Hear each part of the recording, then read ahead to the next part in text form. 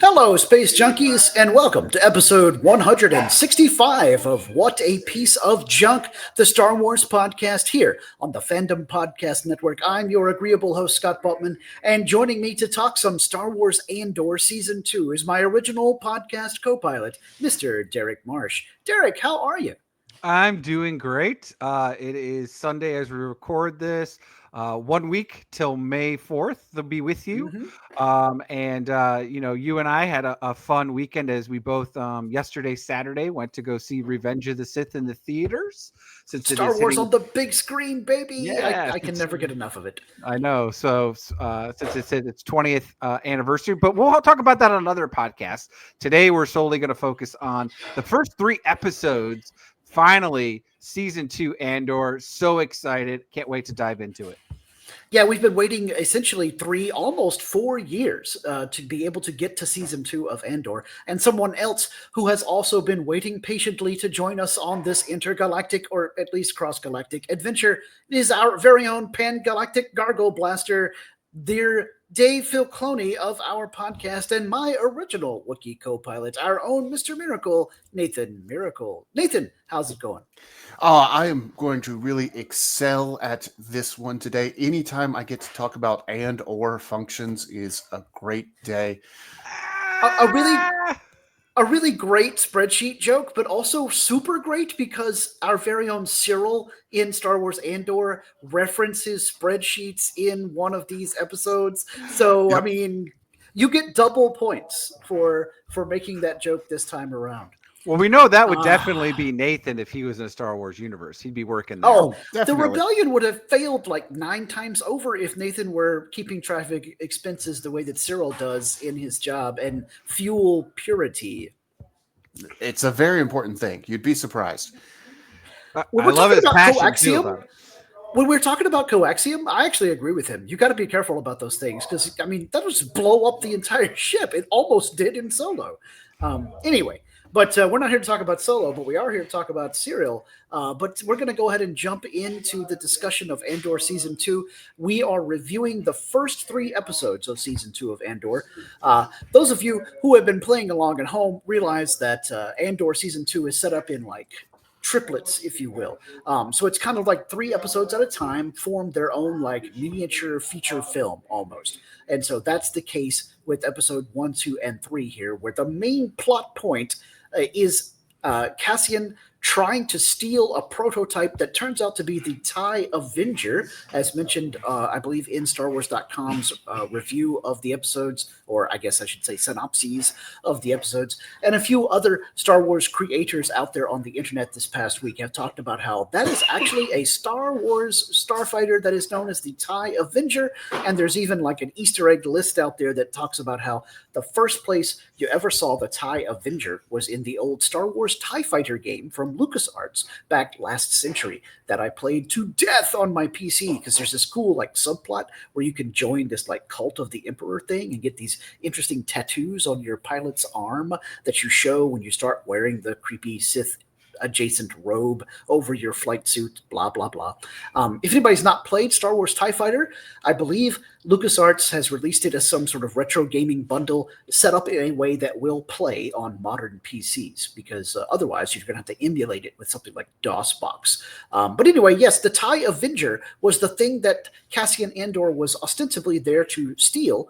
And he does, but as we'll discuss here in a few minutes, guys, he almost doesn't steal it because it turns out that it isn't operated in the way that he was trained when it comes to this theft mission. But man, doesn't Luthen trust Cassian when it comes to stealing stuff? Because really, Andor Season 1 kicked off with Cassian trying to steal some stuff from the Empire. In this case, it was a starship, but in Season 1, it was the monies. But we'll go ahead and jump into your overall take before we do our 5 questions about this 3-episode arc.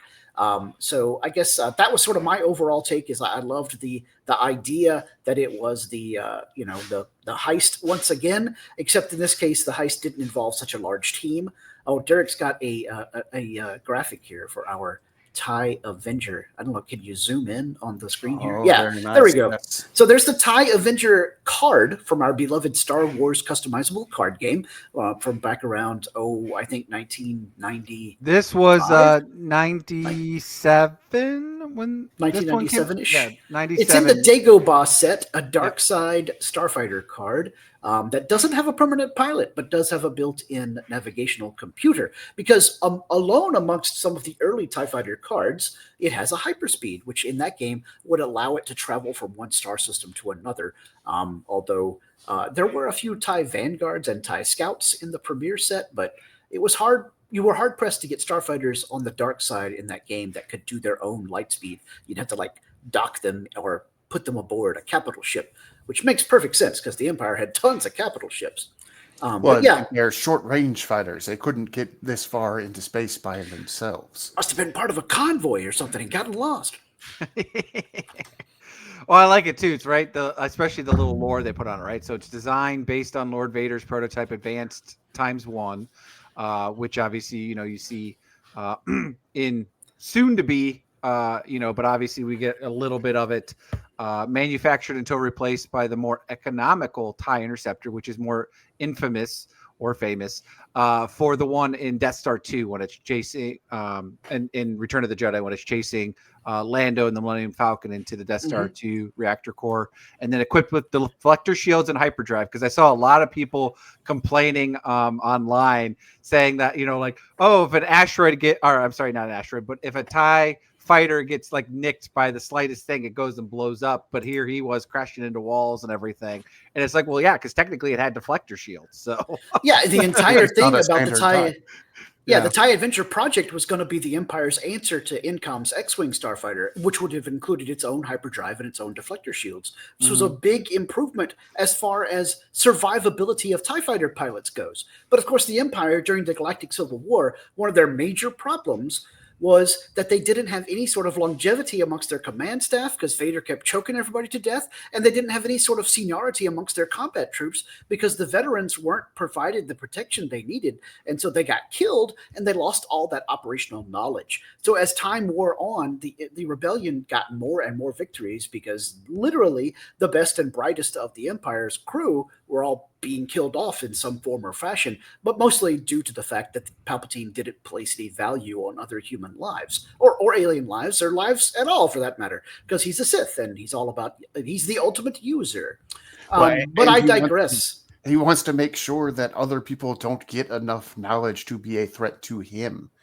And this is a problem that continues on into the sequel trilogy when in The Last Jedi they show up and Captain Kennedy, it's like, we should have scrambled fighters 5 bloody minutes ago. He's the only one on the First Order side who has any idea what they should be doing, but they won't listen to him. They didn't need to lose that ship. They could have stopped the resistance then and there if they had just listened to the old guy. But you see, evil feeds upon itself, as Legend of the Five Rings taught us. And in this case, the dark side definitely embodies that ideal. And really, honestly, when you have any sort of totalitarian or fascist government where one key person is in charge of everything, and that person is unscrupulous, or maybe they were scrupulous at the beginning, but they turn unscrupulous over time, that's why the regimes never last. They always collapse because you focus too much on one person instead of doing what's best for the whole. And this is definitely the case where the Empire is at the beginning of Andor Season 2, so much so that security leaks amongst the Empire are like rife. The place is rife with leaks, and that's part of the reason why Andor's able to get that young lady to help him betray the Empire and steal the prototype. I mean, again, it was also said, back in '83 when Luke tells Emperor, like, hey, your overconfidence is your weakness. So precisely. Yep. It's been laid foundation, and this is definitely where it just takes that to the next level, right? And it's, we got that in Season 1 when Andor, basically tells Luthen, how he was able to steal the Imperial telecommunicator, right? And everything, because he's like, I just walked right in. As long as you feel like you make yourself confident enough to believe that you should be there, then they believe that, you're just part of that, and nobody would be, wise or brave enough to just go in to steal something like that. So and you gotta love. Go ahead, Nathan. This is how Obi-Wan Kenobi can walk right out of a maximum security facility with a little girl underneath his cloak and no one questions him. He just acts like he's supposed to be there. Yep. Pay no attention to the dude with the little girl. Yeah, and you gotta love Diego Luna's delivery of that line in season 1 of Andor, where he's talking about, you just walk into place, they're so fat and happy they won't even notice you. It's such a great delivery, and he just does it again here. But as we'll see in our discussion here, he runs into a few problems when he deals with people who are neither fat nor happy. However, Derek and I have sort of given our overviews here. Nathan, what is your 10,000 feet view of this first triplet of Andor episodes? I'm going to have to be very honest and say I was a little disappointed with this triplet of episodes. I don't think it stood up very well compared to the first season, and I've got reasons for that I will expound upon when we get to the second question of what do we like least about these episodes. But yeah, it just didn't really reach out and grab me the way I was hoping it would. Now, that doesn't mean that the rest of the season couldn't. I'm still very excited for the remainder of the season, but these 3 episodes are kind of meh. Yeah, perfectly fair assessment. But let's go ahead and jump into the 5 questions. And Derek, we'll start with you for question 1. What did you like best about these episodes? Yeah, so it's one, first of all, we're back, right? It's like, yes, finally. I think the first thing that I liked most about this, and I'll agree with Nathan, it wasn't anywhere near the last, season 1, but the good thing is from people that have seen all of it, this is the weakest arc. So that's good news. But what I really enjoyed about this was really showcasing a couple of things. The first is at the beginning of the episode when Andor is trying to, work with, the Imperial agent essentially, or double agent, where she is, going to basically be the one helping him steal the TIE Avenger. And, she's, going back and forth of, can I do this? I'm scared, all this. And he gives her the, whole like scenario, like, oh, you're going to flirt with me and all this. Don't worry about it. You're doing the right thing, because if you don't, you're going to regret it. But, obviously taking this is the larger step and, you'll make it out of here, which I was going to say, I don't know. Did they ever confirm that she made it out? So I have a personal theory about that. I believe it has been confirmed, and it's confirmed within the show, and I'll explain when I answer for question 1, because Yeah. So anyway, so that portion, again, kind of first episode, you're seeing that what people are willing to do for the cause. And then you get that at the end of the episode 3, where basically everything that Mon Mothma has laid is starting to crumble. And she's having to basically, sacrifice her friend there. What's his name? It's just escaping me now. Who's the guy that's helping her? Tay Kolma.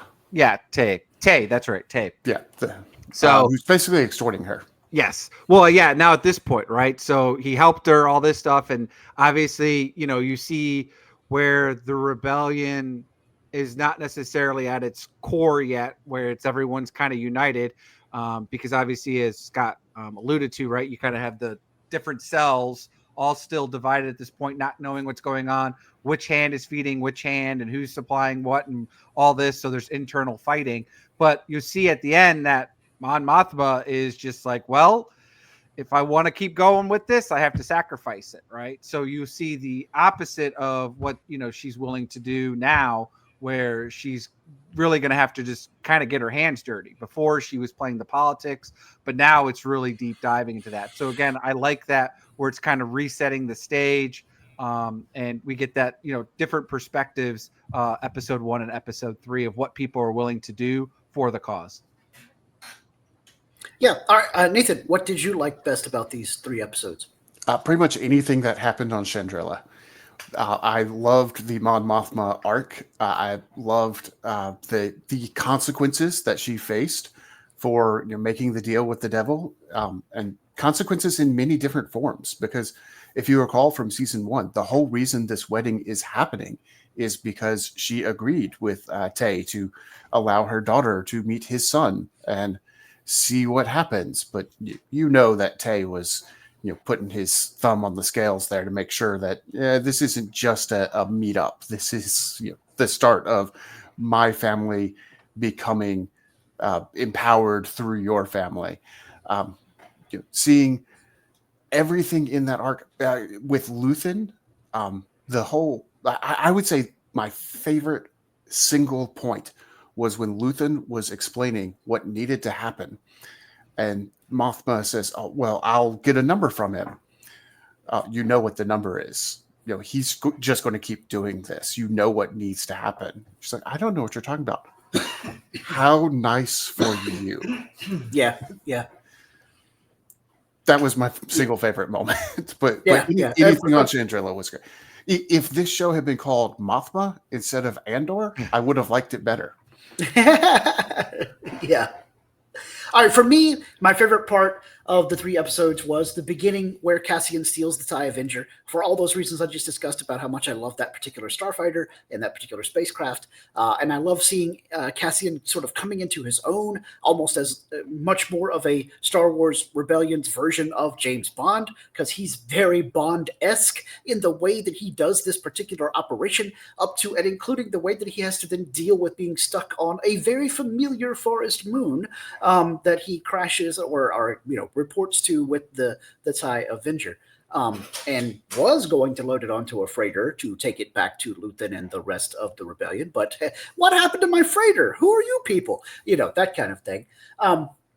I greatly enjoyed the whole thing where he gets into the cockpit and there's like no controls. There's not even a chair. And he's just kind of like, what the heck am I supposed to do now? And then he bumbles his way out of the Imperial base and bumbles his way to avoid those TIE system patrol craft that try to track him down and stop him there at Sinar. Love the Easter egg shout out, Sinar Fleet Systems, but I'll talk about that one for question 3. And then I really enjoyed the whole situation on Yavin 4. I know a lot of people were pissed off about this section of the triplet of episodes, and they were like, this is really boring. None of these people know what they're doing. They're the world's worst rebels. And I'm like, you guys have never been a part of a guerrilla fight or a civilian army before. Yes, they're the world's worst rebels because they're not professional soldiers. Some of them weren't professional anythings. They were just a bunch of ne'er-do-wells, rapscallions, knaves, the traditional rogues gallery. Get it? Rogues Gallery? Anyway, and so I actually really enjoyed that whole situation and watching Cassian have to figure out how he was going to convince them that he was on their side, then realizing that wouldn't matter to them anyway, and he probably, for operational security purposes, doesn't want these idiots knowing who he was, what he was doing there, because they're eventually going to get captured by the Empire, he's almost sure, or they'll just kill each other, which they begin to do before he actually escapes, right? So he was very prescient about that. Again, much like James Bond, when he finds himself occasionally working with other insurgents who are complete and total morons within the world of covert operations, unlike, Commander Bond. So I loved all that situation. And to answer your question earlier, Nathan, about whether or not Nia, who is the new recruit that Andor is flirting with at the Imperial base, getting her to join the rebellion. Her name is Nia. I'm pretty sure she got away because she tells him at the beginning of the heist, give me a 12-minute head start so that she can bail out of the base. Her boss had already left for the night. We saw that happen. And then later in this triplet, at the wedding on Chandrila, Luthen's assistant, whose name escapes me, but you guys know who I'm talking about. Luthen's Lita. Luthen's assistant tells him, because Luthen is all like, have you heard anything from Cassian? Which is like the whole theme of this triplet. Does anyone know what's going on with Cassian? Where is Cassian? B2 Emo. I'm waiting for Cassian. All of those guys are waiting on Cassian to send word. Luthen asks Lita, have you heard from Cassian? And she's like, no, he has not reported in. You could tell that she's said this to him multiple times already. But then she says, I got a pulse that indicated he got away from the Sinar facility safely. Who would send that pulse other than Nia? She's at home. She sees the whole deal with the fight of the starfighters, or at least hears a report about it at work the next day. sends the Star Wars Morse code over to Luthen and company in the super secret communication bank that's at the antiquities shop, and that's all. But all she can say is mission accomplished. Packages in the air, etc. And then Cassian finally gets in the air to a place where he can use the transponder thingy-maboop, or the secret transmitter that he had hidden in the transport, the freighter, and he flies off and he's all, I need a weather report. And so now she can actually find out some details. So I believe that not only did Nia survive, I think we'll see Nia again this season, because I think we're having a little Filoni-esque influence on Tony Gilroy's writing, and he's laying some seeds that in the finale of the season, these people and situations will come back into focus, which I'll talk about a little bit more in question 3. So yes, I believe Nia survived, and we will see her again, which is cool because I thought she was a great character. I did have one honorable mention, though, for also something I liked was the whole dinner scene with Deidre and Cyril and his mom. That was, oh my gosh, the dinner party from hell. It was so hilarious, and then it was great too when Cyril went to basically go wash his hands, and he's laying on the bed, and then Deidre's alpha woman to alpha woman. She's just and obviously why Cyril likes Deidre though, because basically Deidre's his mother, right? It's just a younger version. So, but it was hilarious. Excuse me, he said no pickles. I love that Deidre also puts Cyril's mom in her place with the whole, you can stop talking about the, generosity of his uncle Pedro or Hugo or whatever, because she knows exactly who that guy is and that he's basically a criminal. It's almost like he's a low level of mob boss. But I just love it too. She's like, if you want to, I'll have him see you twice a month. And this is what it's going to be. Right. Yeah. And all that stuff. And I'm just and I love it too. When they're getting dressed and she puts on her uniform and then she tries to crack a smile and it's ah, she doesn't do it very often. So that whole 15-minute interaction was just great. I'm they should make a spinoff sitcom series of those two in the apartment in Coruscant or something like that. So, but anyways, that was my honorable mention. All right, cool. All right, let's move on to question 2. What did you like least about these episodes? Nathan, we'll let you kick off the festivities here. What did you like least? All right, so I alluded to this already. I said that if the show was called Mothma, I would have liked it a whole lot better. The show is called Andor, and Andor spent most of these 3 episodes as a prisoner, just waiting for his idiot captors to be idiotic enough for him to just get back on the ship one way out and fly away. He didn't really have to come up with some ingenious plan. He's just, I'm just going to wait till they're dumb enough to, off themselves.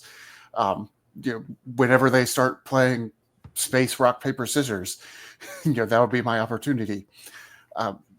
He felt very passive within his own story, and I didn't enjoy that aspect of it. And that really, for me, brought down the whole set of 3. To me, the dinner party or the wedding party was the best. I enjoyed the dinner party as well. The dinner party from hell that we were just talking about.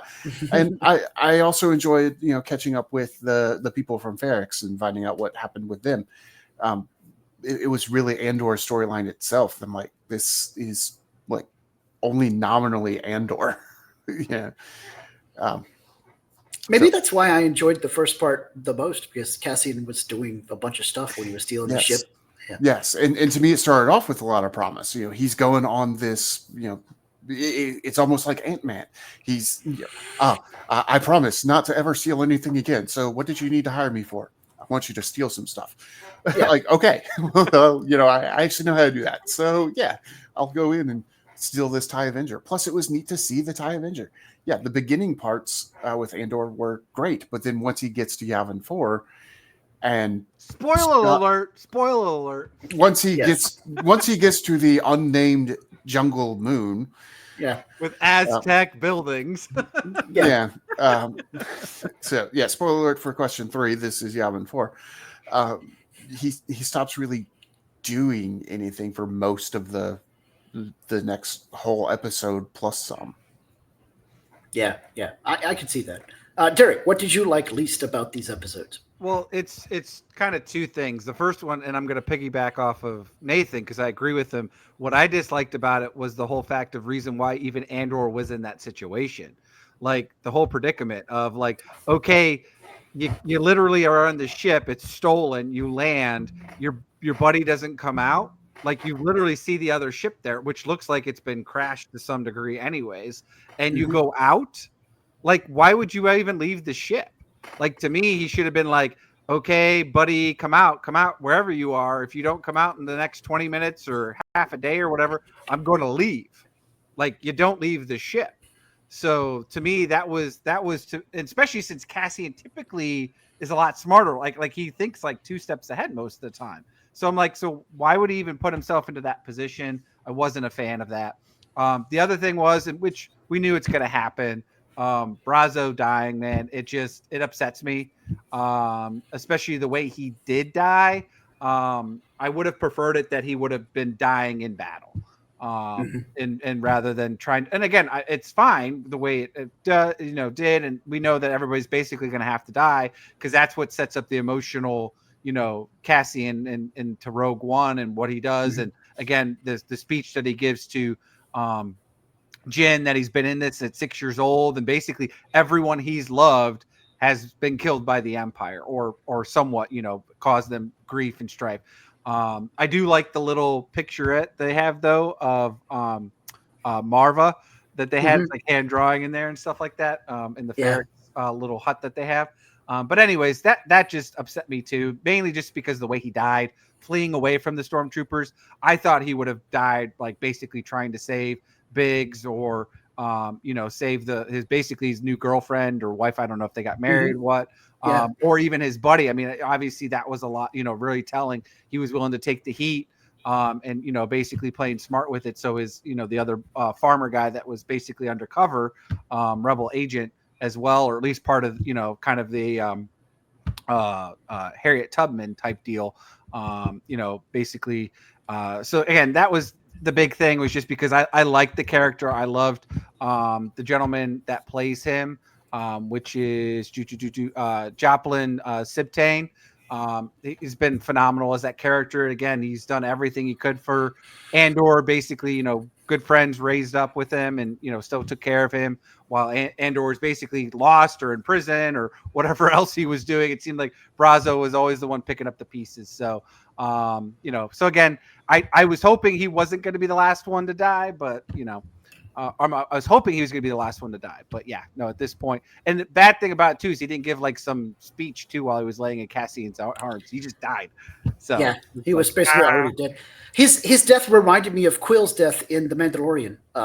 It's right down to the fact that he was on a speeder headed there to try to save the day, and the in this case stormtroopers, but in Quill's case scout troopers shot him down. Especially since the way they do the cutscene where you show the one gonna take an aim, and then all of a sudden Cassian comes around and shoots them all and blows them all up, and then it finds out the trooper did get the shot off. Yeah.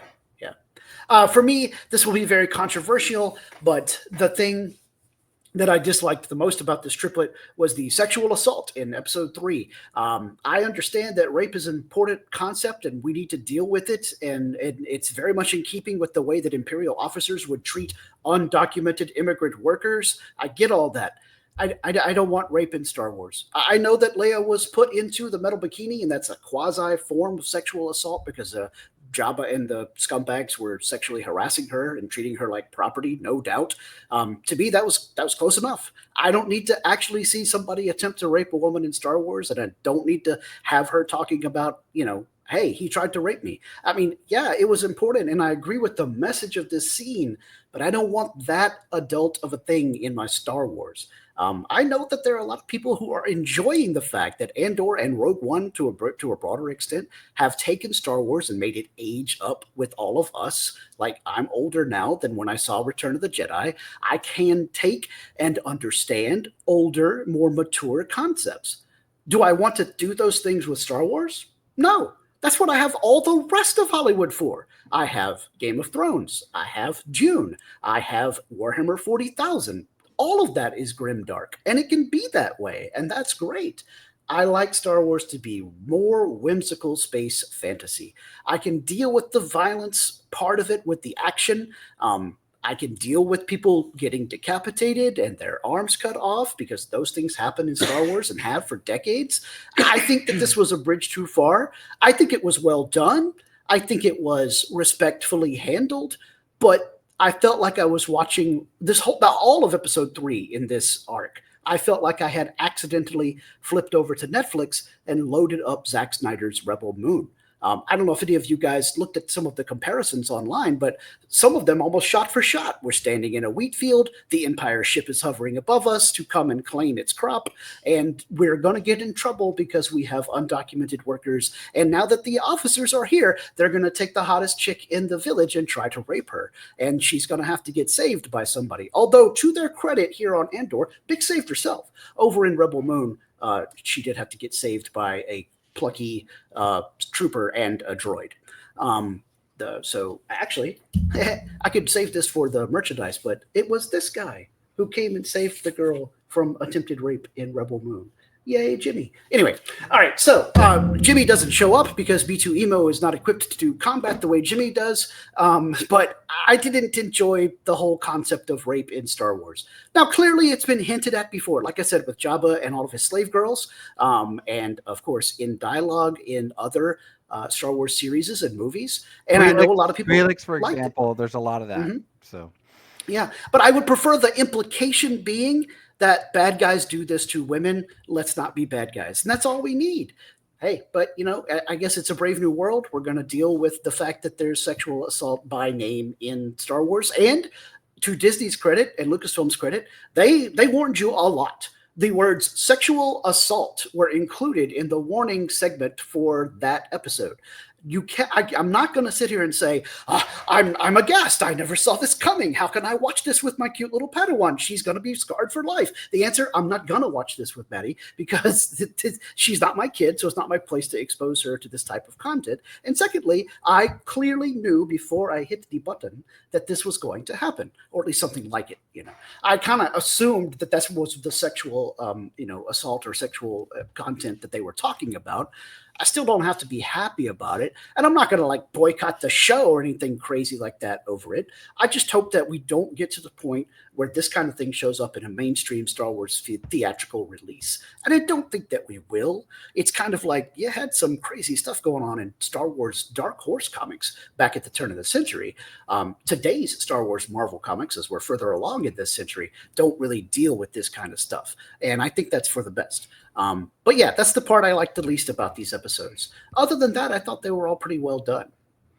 Well, it goes even back to season 1 when we talked about it to Scott, right? With the basically scene where Biggs, unfortunately, basically you kind of see her having whatever his name was, the boyfriend at the time. They were going to have sex, right? And, luckily we didn't see it because we were almost like, whoa. And then also, too, at the end of, episode 12, when Marv basically didn't say the F word, F the Empire. We talked about that. They had shot it, but they decided against it, right? So to your point, right, it is kind of, at least it wasn't, I would say, in an art way, it could be at least less tasteful than even though what they showed. I mean, but to your point, it is still, like I said, it's definitely something that you can't show kids at this point, right? Like this Star Wars is for adults only. Now, it certainly could have been more crude. I believe that's the word you're hunting for, Derek. It could have been more crude if Lieutenant Jerkface had started to rip her shirt, or if he got a hold of her before she was able to throw him into the wall, if he pulled her hair out or cut her face with, or started licking her like Jabba's done before, but exactly, that's a little bit different when it's a puppet, right? You know what I'm saying? Right, yeah. Or he could have done any number of other traditional filming techniques of, this guy's trying to rape Bix, and I'm very grateful to Gilroy and company that they didn't go that far. I think we would have, had a lot of problems with that as far as the way the audience received it. But at the same time, Irving Kershner said in Empire Strikes Back, when he had Leia trying to fix the hyperdrive on the busted up Falcon parked in the asteroid worm's belly, and Han comes around the corner, and she's all like, get away from me, you're a scoundrel. And he's like, oh, you need more scoundrels in your life, da-da-da-da. And he gives her that really passionate kiss. Kirsch said, this is the Star Wars equivalent of full-on sex, because you never show something like this beyond, that level of it in your Flash Gordon or your Buck Rogers. And he and George Lucas had talked about that, and George Lucas was all like, kissing is as far as we should ever go in Star Wars, which is why in Empire Strikes Back, Leia has big, passionate, open mouth kissing with both Luke and Han, because we had our, proto love triangle happening there, right? Because we had not yet decided that Leia was Luke's brother. I don't care what George says nowadays. And so that, Kirshner was a film professor at UCLA, specifically taught Coppola and Lucas, and I can't even, the dude knows how to make great movies, and we all love The Empire Strikes Back. Well, that's why, right? It's the greatest movie of Star Wars. And so, at least so Kirshner is there doing his thing, and he very much understands that kissing is as close to having full-on sex that you'll ever get in a Star Wars movie. I'm sure that Kirsch is rolling over in his grave if he cares about what Disney is doing here. But on the flip side, like I said, it was very well done, and the message was important. I just don't know if this was the right medium for it. But it has been released from the barn now, so the horse is well on its merry way. All right, let's move on to question 3, connections to the other parts of the Star Wars galaxy. Nathan, what do you got? We've got a few big connections, actually. The Yavin 4 obviously is a big connection, but not just the planet or moon itself, but the people who are on it were part of the Maya Pei, which were mentioned last season as a group of neo-Republicans. So they want to bring back the Republic. Now, wasn't Maya Pei the name of the person that was in charge of that cell? Because I feel like Cassian said, Maya Pei, she used to be a customer of mine, because he was running guns. Okay. Yeah, but then the cell itself is the Maya Pei cell, because she was the leader. But that means that these are, to your point earlier about them not really knowing what they're doing, they're not even rebels for the sake of overthrowing the Empire so much as they are for, hey, let's bring back the Republic. We also have the Gormans. We have a whole segment about the Gormans, and in Rebels, that is a hotbed of activity. So we have an idea of where we're going to go with the Gorman spiders and the silk and the trade disputes that are going to come up from that. And with Deidre's idea of, we need a rebellion there in order to justify us having martial law there. That's going to happen. We know that's going to happen because of what happens in Rebels. So we have a few big connections already. Yeah. I'll Derek, unless you're dying to say something here, I'll go next with my connections. I've got a couple. So all right, cool. Go ahead. Hopefully I don't take yours away. Sinar Fleet Systems, of course, the creator of the TIE Fighter as a starcraft, and they are as a spaceship. They are mentioned by name, and we see a Sinar Fleet System laboratory there where Cassian is stealing the TIE Avenger prototype. And Sinar Fleet Systems is mentioned in our beloved Star Wars CCG, of course, but they have been mentioned in a variety of video games, comic books, all kinds of ancillary material from the old EU and the current EU, showing that this is the group of people who are like the polar opposite of Incom. Or I guess if you're DJ from The Last Jedi, they're all the same. They're just, merchants of death, as it were. But they make TIE fighters, and I believe they also make the Lambda system or Lambda class shuttle systems that the Empire uses. Nathan, you can engage your Google food there and check me. Lambda might be built by someone else. But in any event, it's one of the starship manufacturers. Okay, yes, God, good. Got it all right up here in the old dome, baby. And so, yes, seeing them on screen in a live action setting is really cool. I have taken various characters from the Star Wars The Old Republic MMO through some Sinar bases, because even in that video game, they have references to that spacefaring company. And then also, of course, I mean, we haven't mentioned him yet, but this 3-season arc we saw, 3-episode arc, Ben Mendelsohn came back as director Orson Krennic, and he is leading a small panel, small committee for a secret project, but not Project Stardust or not the Death Star. He's talking about the whole Gorman situation that Nathan referenced, because they need the particular mineral that is on Gorman, and they need so much of it that they might destroy the whole planet in order to get it. So you can't destroy a planet full of people yet, as the Empire. So you're going to have to find a way to turn everybody against them and then forcibly relocate them. The line must be drawn here. Oh, sorry, wrong franchise there. Relocating an entire group of people. But yes, they're going to relocate the entire group of people, or at least try to, so that they can get the calcinite, whatever that. They can get the unobtainium. Yeah. Yeah.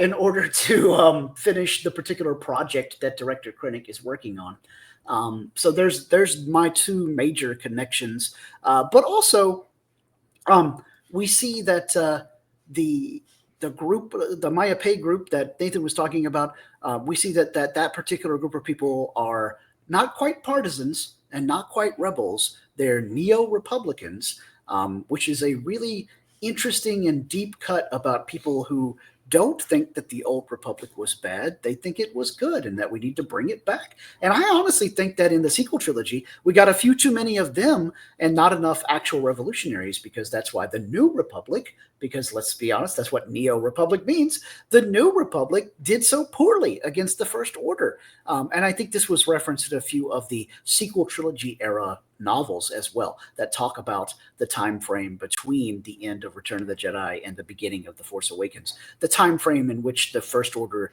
is constructing Starkiller Base, while the rest of the New Republic is like, can we please stop fighting? We don't want to go back to having another open warfare. We've got to, play it cool, as it were. By the way, I think that the Maya Pei crew, they're still going to show up again, because Director Krennic essentially tells Deidre that she needs a bunch of bumbling rebels to cause an uprising. I think she's somehow going to get them and fool them into thinking that either she or one of her other ISB folks is part of the rebellion, and trick those idiots into going to Gorman and doing a really bad job of it when they try to start their own insurgency, which will help with the overall project that Krennic has in mind for the Spider Planet. That's total conjecture on my part, but they talked a lot about you need some idiots, and then quickly cut to look at this group of idiots. I kind of feel like when you look at it in that perspective, they're hitting you over the head with it. Gosh, where are we going to find rebels who are idiots? Oh, I know. Anyway.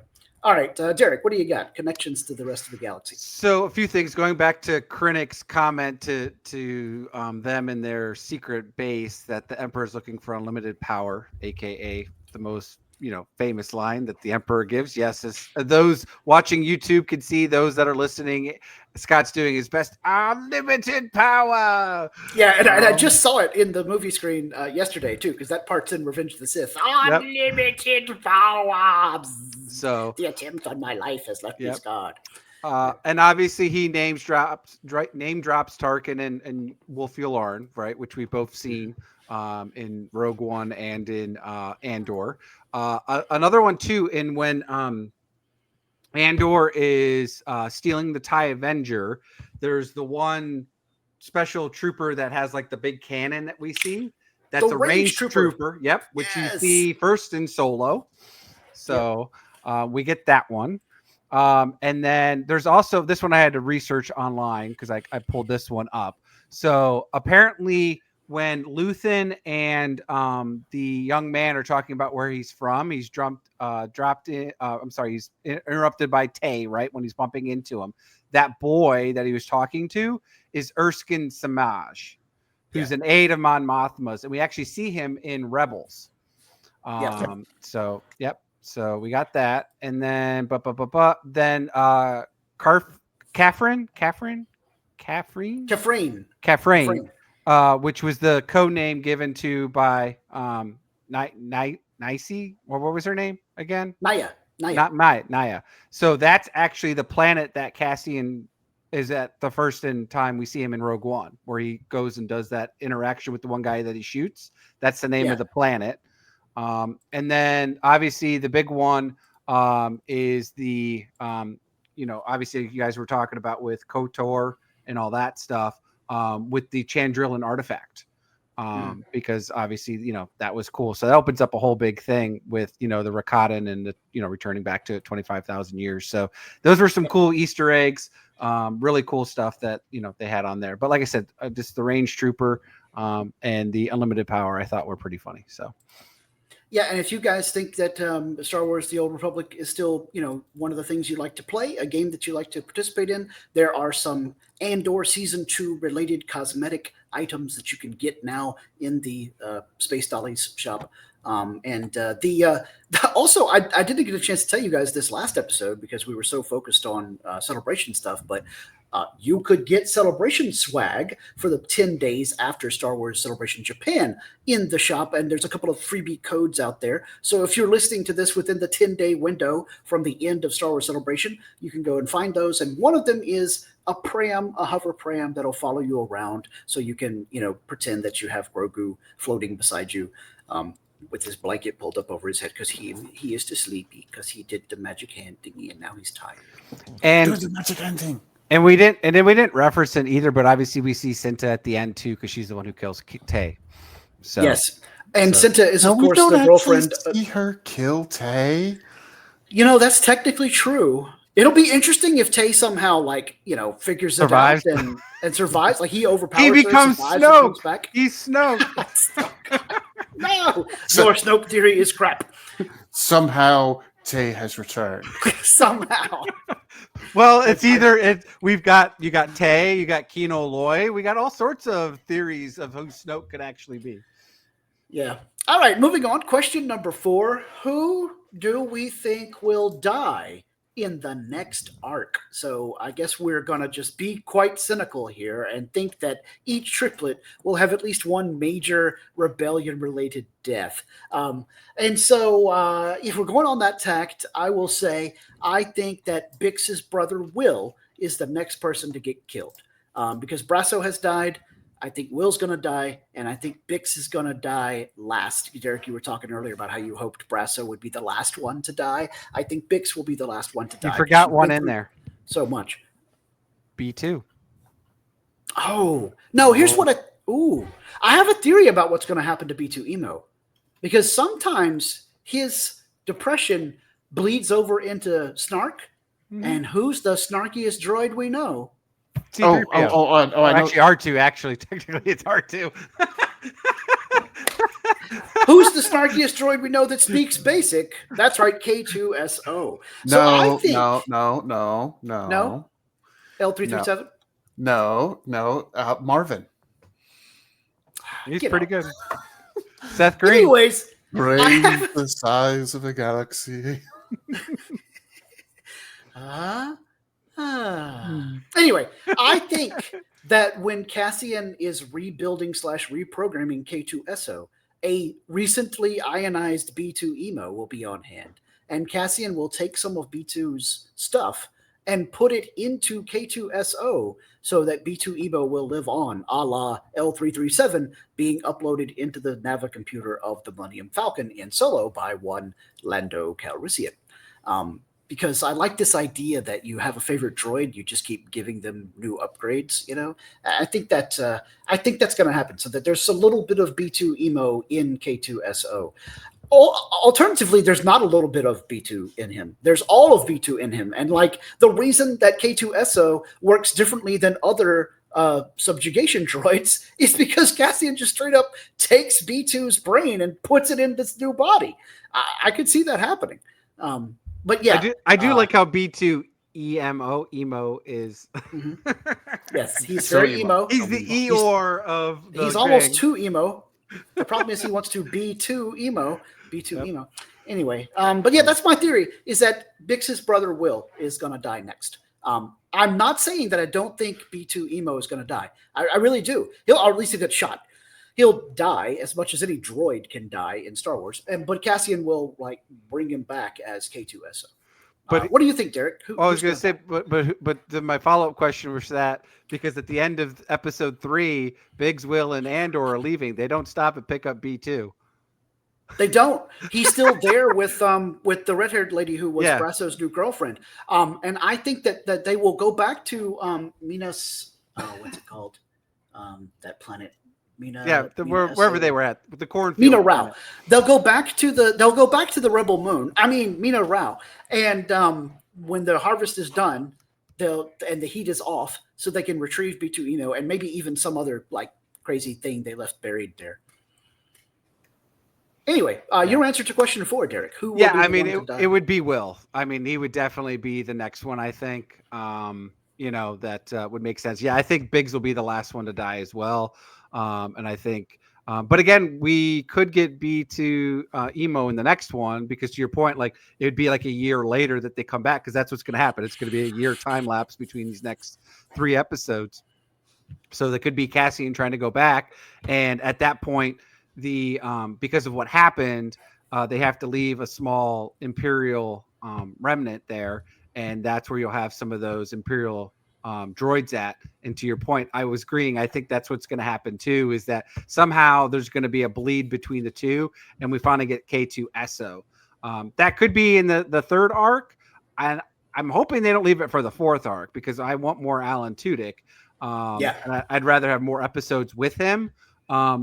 And then not. But I also understand because I feel like he's got to like, if it is B2 Emo with him, then you can understand that there's a relationship already there and, where he rebrands him as partially K2SO. So you don't necessarily have to have that like where Han and Chewie have an early on and build a good relationship because, definitely when they get to Rogue One, there's obviously a great relationship between K2SO and Cassian.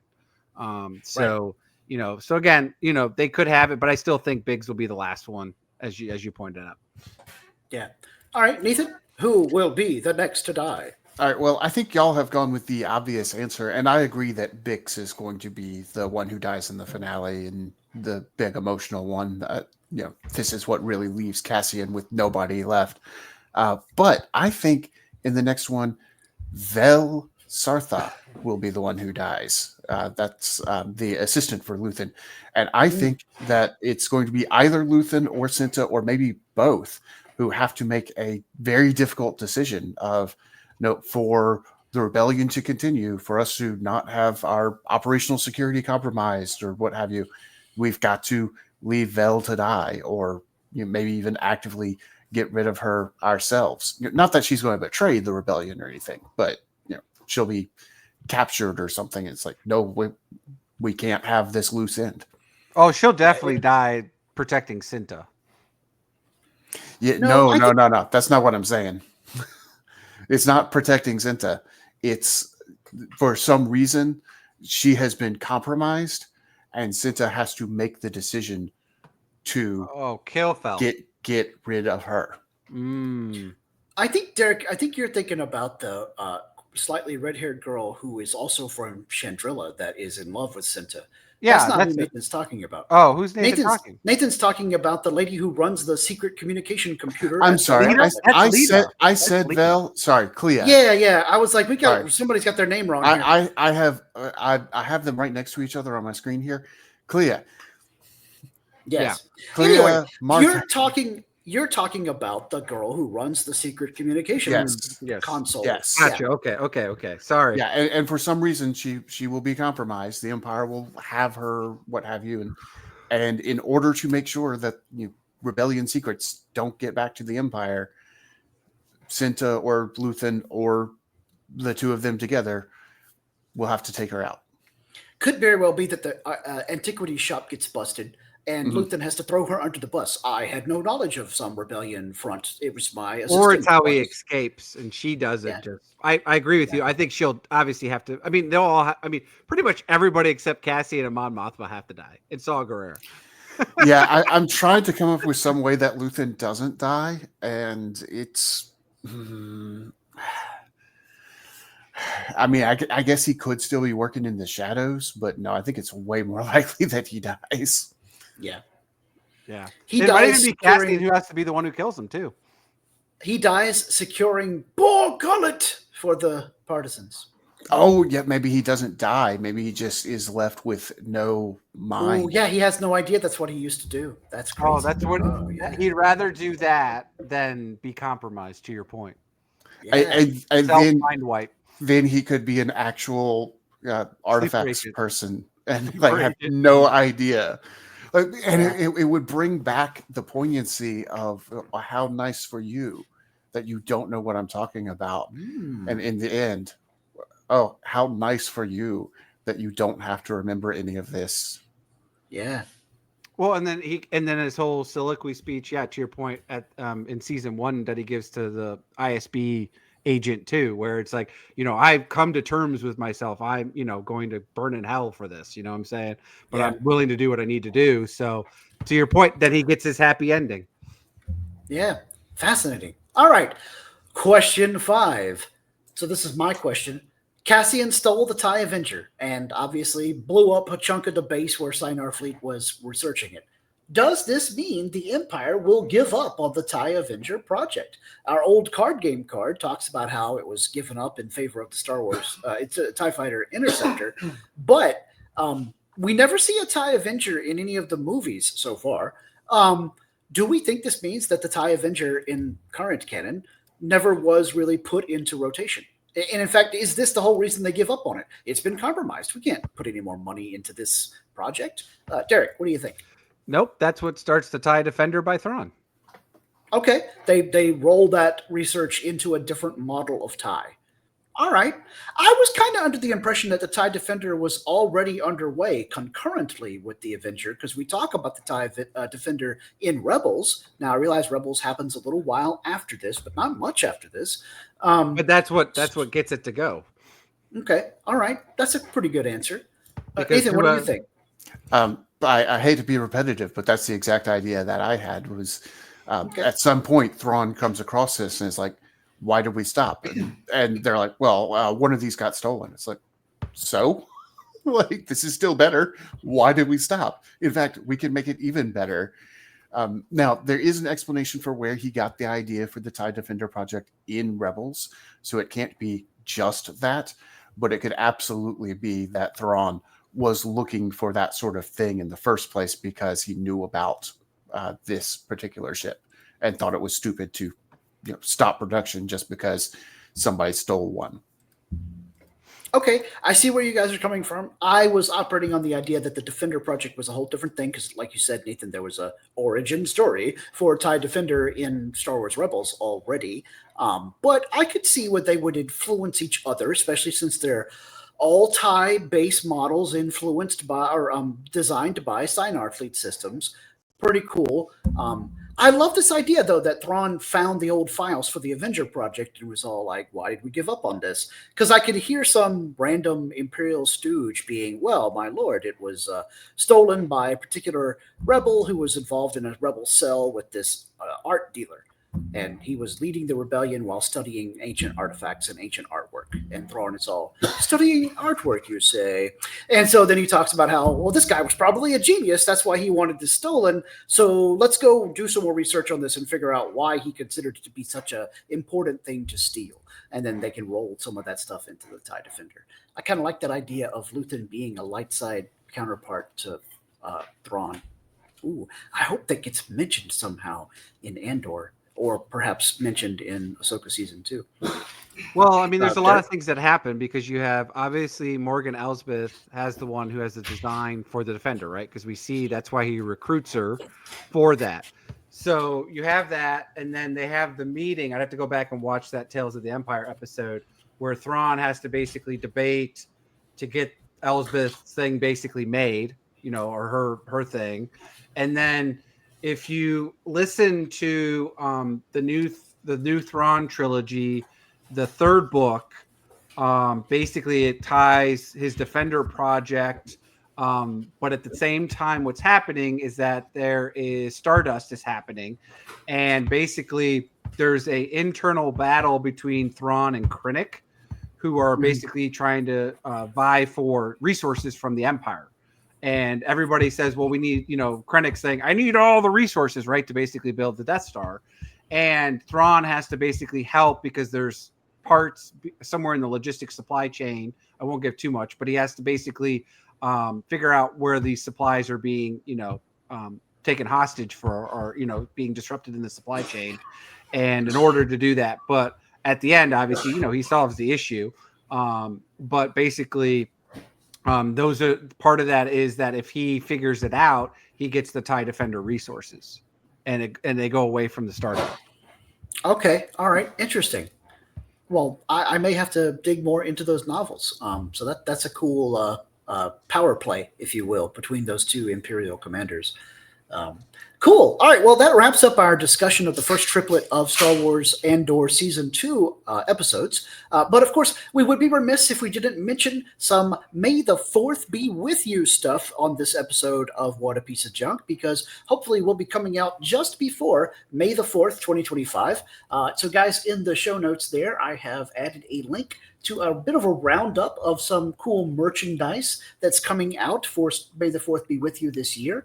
There are a couple of other non-merchandise things happening too. I believe that in Fortnite, we have some Star Wars like skins and power-ups and, freebie stuff, or not freebie, but cosmetic stuff that you can get for May the 4th. I don't know that much about Fortnite. Apologies to all the Fortnite players who are listening right now, including my son Joseph, who's probably throwing things at the screen, be all like, Dad, how could you not know? But the answer is I don't play Fortnite, and that's okay. And of course, there will also be a free virtual pet companion for your character in Star Wars The Old Republic MMO, as everybody gets one of those within the first 10 days of May the 4th every year. And so they are continuing that grand tradition in Star Wars The Old Republic MMO. This year, it's probably going to be one of the box droids that looks more like B2 Emo. But because it's the Old Republic and we have slightly more advanced technology back then, he'll hover around instead of wheel around. I have one complaint though on the link you shared, which is extramagicminutes.com of what's going to be the link, right? So if you scroll down, they have Star Wars The Empire Strikes Back 45th Anniversary Collection, which at least the picture they're showing right now is of Luke and Leia swinging across from A New Hope. Oh, I gotta find this. Maybe he's right. Ye old error. Yeah, Luke is wearing the and that's some nice cleavage on Carrie Fisher's Leia Princess drawing, but hey now, it is definitely there. I will say that. I will not comment on the nicety of it. Just it does exist. But I'm like, well, that's their bad. I'm like, hooray, 45th anniversary, but this is A New Hope. So anyway. Also, they don't show that I thought each of these was a link to where you could go buy the stuff. I thought that's what your complaint was going to be, was these aren't links. This is a bunch of things that are going to be things, but aren't things yet, because Star Wars Her Universe collection is on here, and I definitely am interested in seeing what they have, but I can't. I do like those Starbucks coffee mugs for the Kashyyyk, Geonosis, Tatooine. Yeah, I like the travel mug better. The one that down at the very last row, there's a travel mug that looks like a lightsaber hilt. It's all silver and thermal, that one's pretty cool. That's from Corksicle. That Grievous shirt's pretty cool looking. Yeah, that is pretty cool. So if you guys want to check this out, listeners, it's at extramagicminutes.com. And there's a blog about all the stuff that's been announced already for May the 4th, 2025. And some of it, like Nathan was saying, has been announced but is not yet actually available. It's not going to become available until we get closer to the actual day. So, that kind of makes sense. But yeah. I also like this Roosevelt. Oh, I see what it is. There's links now because the stuff's live. There's no links until it goes live. Exactly. Right. Yeah, that's what I was saying with the Her Universe stuff. It doesn't go live until May the 4th at 3 a.m. Eastern Standard Time. I'm not going to stay up till 3 a.m. I'll just look at it later that morning and hope that not too much stuff has sold out. I love this Darth Vader outfit. It's hilarious. That fits in the luggage, and it's the whole Darth Vader costume. It's like $1,300, but it's pretty funny. I think I missed that one. It's at the top, and it's got if you click the Darth Vader where he's holding his fist in the red, way at the top where it says Star Wars Daily Cargo Drops, and then it's got the Darth Vader underlined Sunday, April 27th, which is today. Click it, and then it's literally like your cosplay on the go. Wow! Oh my gosh, it's got a customized carrying case with wheels and everything. That's $1,299. It is at $1,300, but that had better be a top-notch cosplay for that. It doesn't look like it, but if you look at the photograph, it doesn't look super great. I don't think I would want the chest to light up, and I want the sound effects for $1,300. No joke. Yeah, because I feel like for that amount of money, I would feel bad going around being like, oh, yes, look at my wonderful cosplay that I just bought. I mean, if it was like $500, like, okay, that could be more reasonable. But $1,300. Yeah, I'm not buying that one. I'll and the large is already sold out too, which is pretty funny. Yeah, I wouldn't even fit in an extra large, and that's all they have. Yep. Oh, well. And that one says low stock. Yeah, no, that's a pass for me. But it's still funny. No, the main one I'm interested in is what is her universe going to have. Because I love those stuff. I'd be lying if I said I wasn't also interested in, and this one isn't for sale yet. It doesn't come out until actual May the 4th at 11 a.m. Eastern. The Star Wars Electronic Dejaric board game. There is a Dejaric set that you can get, and it looks like it has like data cards and then the little figures. And the figures are all on like little round bases, a la a miniature game. And I think they interact with the board spaces of the circular chessboard. So you move things to certain places, and it's all bloop bloop, and it removes your opponent's guy from play or whatever. I like that baseball jersey, the Hoth Echo Basers, and then that is cool. It's $75 though, man. Yeah, inflation is a beast. Clothing is minuscule cost. So, anyways, they do have this Clones of the Republic collection. I'd be interested in that depending on what they have. This one here looks like Cody, which I'm not as interested in as if it was Rex or Fives or Echo or pretty much any of the 501st or the Bad Batch. I'd be more interested in. But we'll see what they have on that. Yeah, I like the Roosevelt shirt that has all the different Star Wars movie posters done into like almost a quasi-Hawaiian shirt, because Roosevelt's makes some really nice button-down shirts. I would wear the heck out of that thing. But I don't know how much it costs because the Roosevelt's link is not live yet. It won't be live until the big day, May the 4th at 11 a.m. And they are not cheap either. So I would Roosevelt's be surprised if that was they make good stuff, but they make expensive stuff. Yeah. I like that the Starbucks coffee mugs that are the planets that Derek was mentioning, they look cool, but it's also really funny that there's some teeny tiny Ewok espresso mugs available. They're cute, but they're expensive for $40. They are, and also I like that they specify that these are espresso mugs because they're too small to be a regular. It is $40 for the set of 3, so that's not as bad. But to Scott's point though, they're super tiny though, so they're like basically shot glass size almost. If you're gonna use them to drink coffee, you better be drinking espresso, or else. That's what I'm saying. Like they're cute, but I don't drink espresso, so I was unaware of the size there. Yeah, because that shows you the box of the 3 of them. That's probably this big. Okay. No, not buying that thing. Yeah, they're like 3 to 4 ounces is usually what an espresso is. So these days I'm more judicious about how much I pay for things. Yeah. Yeah. But we've got a couple of those Starbucks coffee mugs, though. Those are fine. Those are 14 or 16 ounce coffee mugs because I could fit a whole 12 ounce Tim Hortons K cup in it. So they're good. Now, Star Wars Lego is going to be announced on May 1st, so that's something I'll be keeping an eye on. Yeah.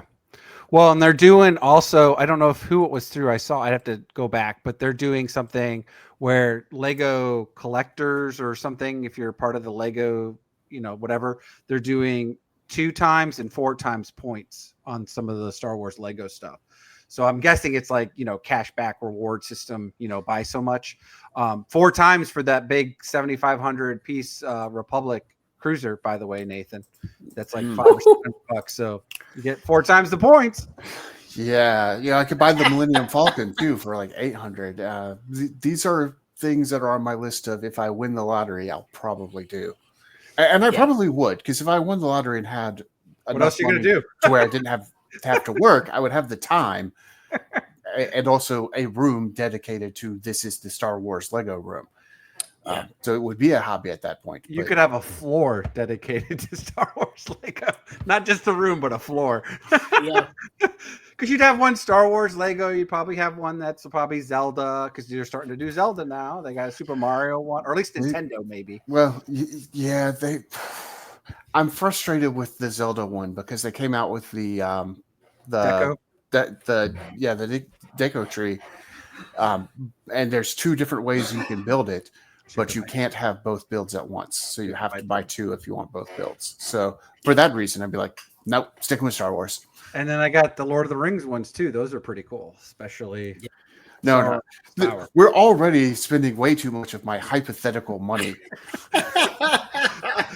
If you won the lottery, trust me, you'd have like your own floor of Star Wars, your own floor of fantasy, whatever. Depends on how much I win. Well, I'm not talking like 100,000. I'm talking like 100 million. Yeah, no, even then, I'm an accountant. I'll be apportioning that out. He's got to leave some in his will that he will record now after the podcast. That's right. Anyway, speaking of stuff that we spend money on but probably shouldn't, it's time for Derek's favorite part of the show, and that is, of course, which Star Wars shirts are we wearing this week? I'm going to go first because I'm not actually wearing a Star Wars shirt. I'm wearing a Star Trek shirt. Don't tell me. I noticed. I thought about calling you out earlier this episode. But my merch, or if you will, my Star Wars thingy-maboop this week is a delightful little handmade Grogu that my lovely Padawan Madison made for me a little while back. Isn't he adorable? That is so cute. He's like, cured clay or whatnot. So he's not even a Star Wars item for sale. She made him. And he looks so great. Did she sign it at the bottom? So when she becomes famous, That's right. When she becomes famous. No, I'll have to get her to do that later. Yeah. Anyway. All right. But he is adorable, and it shows that, kids her age are much more invested in The Mandalorian and Grogu. She did go with me to go see Revenge of the Sith, along with her mom, her sister, and Mita and Joseph. And we all had a great time, but you could definitely tell that the younger crowd, even younger than Joseph, weren't into it as much as all of us. Joseph says, of course, Revenge of the Sith is his second favorite Star Wars. His first favorite Star Wars is Attack of the Clones. So he is a prequel kid through and through, but he said his favorite Star Wars thing, not movie, but just overall, is the Clone Wars series. So he's very much in that wheelhouse for Dave Filoni and crew. Anyway, but yeah, Grogu is my merch this week. Nathan, what you got? Well, I got no connection. I can't hear you. I changed shirts because when you sent the message with the link to do the podcast, I looked down at my shirt and realized this is a blank blue shirt and not a Star Wars shirt at all. So I went and put on a Star Wars shirt. And this is my indoor National Force. I love this shirt. That's such a great shirt. I think the thing I love most about this shirt is I can wear it, and people who don't care about Star Wars just don't notice it's a Star Wars shirt. But the people who do care are like, hey, that's cool. That is great. And we just celebrated Earth Day not that long ago either. That's true. We did. True. All right, Derek, what you got? Well, speaking of clones, so as you guys know, I did a thing about a month ago at this point and splurged on some Star Wars Legion that I got off Facebook. I've been gradually kind of flipping some stuff, keeping some stuff, getting back into it. I'm going to build some thematic scenarios because I'm going to get one of those gaming tables like you got, Scott, and then have one where I can build out certain terrain. I'm going to do the Battle of Hoth. So I'll have the Rebels versus the Imperials. I'm going to do the Battle of Endor. And then I'm also going to do Scarif from Rogue One. again. But honestly, when I go to play at other tournaments, because I may get somewhat not competitive, but if I decide to go do some of the local tournaments here in the Kentucky or Midwest area, I'm going to do the 322nd Battalion, which, speaking of clones, so obviously I've been showing you guys some of my stuff, but I got done some more. I got the specialist done package, got them primed up and ready to go. Let me see if I can get it. So cool. Yeah. Nice. Here's the start of the clone engineer. Then you have the clone. The medic. Cool. And then I got the clone comms technician. Yeah. Because you can see Nice. he's talking. And then He's this got the big guy antenna on his backpack. Yeah. And then this is either there's two versions. You can get the clone commander or the clone captain. But it's technically he's got the holo. And he's He's got the the little holo holodeck. communicator. Yeah, he's taking the it. hologram. So obviously, like I said, they're just white right now because I just got them built and primed today. I'm gonna let them finish drying tonight. And obviously, we were recording a podcast, so I'm cleaning out the back of my room here too to get my stuff set up again for painting. So hopefully, as I progress through painting some of these figures, because I'll do them just like they did at the season finale, last 4 episodes arc for the battle or Siege of Mandalore.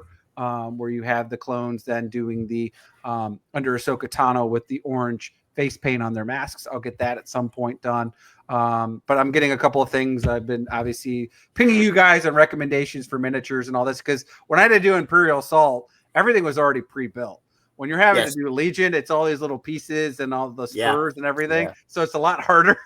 And I've already glued my fingers a couple of times. So I'm like, I probably need to. Now, the good news is if you get any of the upcoming re-release stuff for basically Star Wars Legion version 2.0, there'll be hard plastic miniatures. So you can use plastic glue, which does not work on human fingers. So you don't have to worry about gluing yourself together or gluing yourself to the thing. If you're using the hard plastic miniatures, which I do all the time with my beloved Warhammer stuff from Games Workshop, although I've gone sort of regressed to super glue now that I'm doing the 3D printed miniatures, but I try to print them all as one piece instead of printing arms and legs and gluing them all together. But sometimes it's unavoidable because once your piece gets too big, your resin becomes too heavy and it falls off the plate, which is what happened to me recently with trying to print some stuff. Anyway, I digress. And anyway, if you guys liked these t-shirts and other merchandise, please check out the Fandom Podcast Network store over on tpublic.com, where you can get your very own What a Piece of Junk coffee mug or mouse pad or iPad case or phone case or so on and so forth. And we would greatly appreciate it. Now, normally this is the part of the episode where we tell you where to find us on social media, but we're going to kind of dispense with that going forward. I think you guys all know where to find us. If not, just look for our title, What a Piece of Junk, Star Wars podcast on the Fandom Podcast Network. You can also find out all the stuff you really need to about us by looking up Fandom Podcast Network. So there you have it. And please give us some good reviews out there and like and subscribe to this YouTube video. But I had a clever saying of why we need reviews. I mean, Derek, tell everybody why they need to give us a 5-star review. Well, I think our listeners know our price, and our price is 5-star reviews. So you know the number. The number is 5 stars. All right. Well, until next time, always remember to respect each other, and please always respect each other's fandom. All right, Nathan, punch it.